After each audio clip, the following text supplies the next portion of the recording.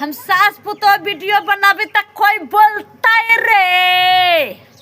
Second बोलती है मैं दोनों सास पुतो राजी से तमने वीडियो बनावे छी। हाँ, केहन बोलते अच्छा लागे छी त अच्छा वीडियो बनावे छियै लोग के फट लेके। तो देखिए दोस्तों, आप लोग कैसे हम दोनों सास पुतो वीडियो बनाते हैं तो अच्छा आप लोग के लगे तो जरूर कमेंट में बताइएगा, समझिए।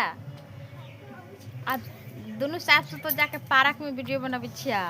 अच्छा रीला हमारा देखेगा तो हमारा नाम पवन देवी, हमारा नाम है अनुप्रिया देवी, पर जाकर सर्च कीजिए और वीडियो देखिए।